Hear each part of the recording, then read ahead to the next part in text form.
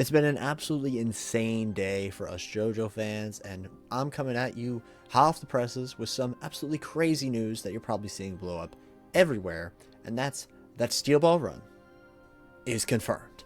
After years and years of waiting for this legendary part of the JoJo series, we're finally going to get an anime adaptation. That's something that's been almost 25 years in the making, with the part already starting in the 2000s, and now all the way in 2025, we're finally getting a reveal. People love Steel Ball Run.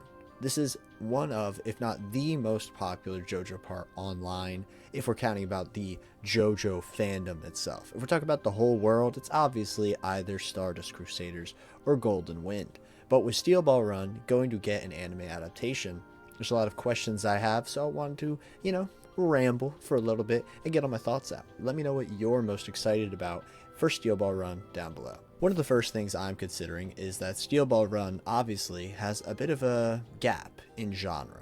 All the previous parts of JoJo were shonen, and although they had their intense scenes of blood and gore, things are going to get a lot more mature and a bit grounded when it comes to the real world, which obviously is kind of funny for a series with Bizarre in its title, but things are going to get a bit more serious. How exactly are they going to showcase a lot of these scenes in the anime?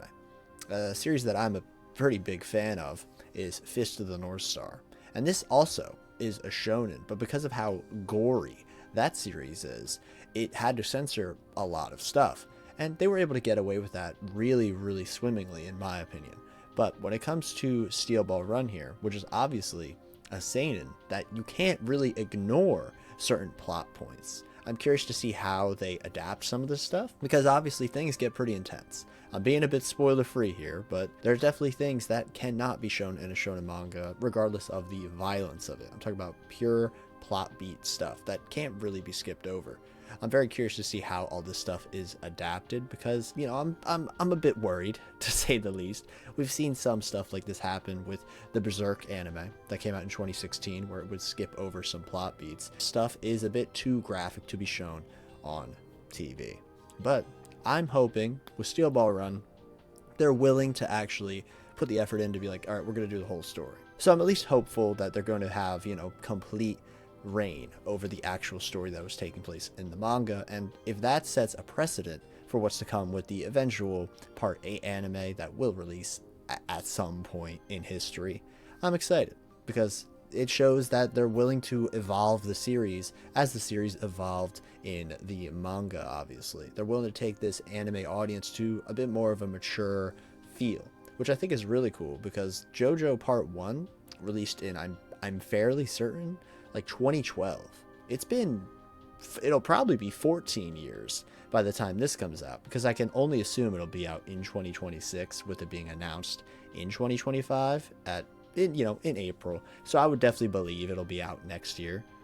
The people who have been watching the series, and possibly people who have been watching since Part 1, are literally 14 years older. And if they're just getting into it, they can go through the whole journey and see the evolution of the writing and the tone as it gets more and more grounded and serious, as well as keeping that insanity of stands. It has an enhancement in both these aspects of the story, and it makes that duality all the more interesting. And something I wanted to talk about immediately is the art style changes. As you can see here, here's what Johnny is going to look like in the anime.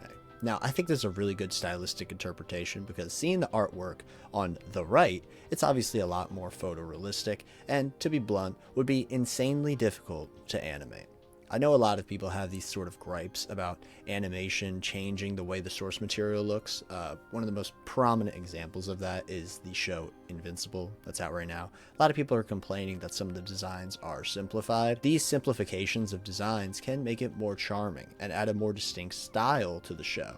While I love Steel Ball Run's art style, I think Araki's more photorealistic evolution in his artwork is really interesting. It's gonna be very difficult to animate, like pure and simple. And I think that David Productions has been testing the waters for this for a while. With the Rohan OVAs specifically, they tried to go really in depth with the Part 7 and Part 8 style, this more photorealistic style versus the more cartoonish and anime style that was in the previous JoJo parts. And I think that Johnny actually looks really great here. Obviously, the fit is a bit different. We don't really get the onesie anymore. That's a bit tragic. Not the whole, light blue, baby blue onesie.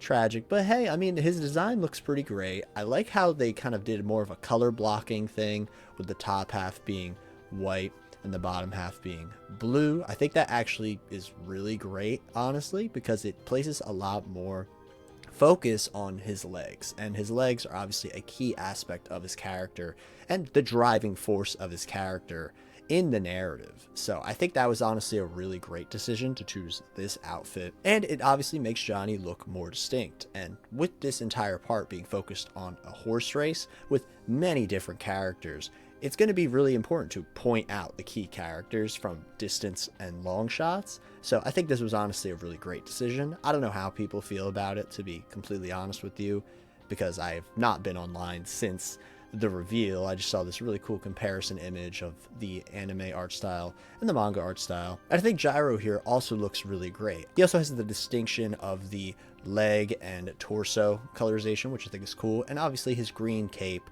helps it really stand out in a bunch of characters. So I think this is great as well. And I don't know if it's just me thinking, because obviously JoJo characters are relatively buff a lot of the times in the series. I mean, of course they are. But I do think it's kind of noticeable that Johnny is a bit more frail looking than Gyro. Gyro to me looks a lot wider and a lot more buff and muscular. And obviously this is when JoJo gets a lot more realistic, so the muscles aren't nearly as crazy as they were in parts 1 and 2 and stuff like that, when it was literally based on Fist of the North Star for a lot of its early inspirations. But I do think it is a noticeable difference between Gyro and Johnny here in the anime design, so I thought that was also a nice addition. I'm so excited to see some of my other favorite characters in the whole series. Like, oh my god, I cannot wait to see, when they reveal more of it and we see other characters like Diego or Hot Pants or even Lucy, seeing how these characters are interpreted to have this more anime art style, I think will be really great. Having all the experience with the Rohan OVAs, I think is really going to help the characters stand out more and get away from one of the gripes that some people have with JoJo Part 7, which is the kind of same face syndrome that a lot of the characters seem to have. And I think even here, we can see that Gyro's face is a bit more toned and, jagged in comparison to Johnny's, which again looks more like effeminate. So I think this is a really great interpretation of these two designs. Let me know what you guys think down below, and who are you most excited to see? For me, it's definitely Diego. He's one of my favorite characters. And the way that Steel Ball Run was revealed was in this nice little teaser here, which had a really cool little synopsis of every JoJo part up to this point. They did this exact same thing when it came to Stone Ocean's reveal, which was also done in these JoJo Day live streams. And for those who are curious, they did a bunch of other fun stuff on the stream. They played Heritage for the Future, very fun game. And maybe, if they're playing it, Capcom's doing a lot of retro stuff. That would be cool. That'd be cool to get that on like Steam or something, get it back in the fold, because All-Star Battle just got a remake. People are murmuring about Eyes of Heaven remake because of JoJolion being done. I mean, hey, could be cool. But obviously this is the shining star of the entire stream. We don't really see any animation. We literally just get this poster, but I felt like this was important enough and a grounding moment for the entirety of the JoJo fandom, so I felt like I needed to talk about this. I mean, this is something I've been looking forward to for like half my life at this point almost, which is pretty crazy, but hey, we're finally here.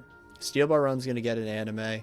I am beyond excited, so I can't wait. So many new people are gonna experience the story, and we're gonna actually see it like in motion for the first time. The amount of like fan animations is bewildering. That's how beloved this part is. So I'm so excited to see how this turns out. So many fights I want to see, so many memes, to be blunt, so many memes will be there. It'll be great. It'll be great. But that'll be it for me. I hope you all enjoyed. I'm so excited. So take care and have a good one.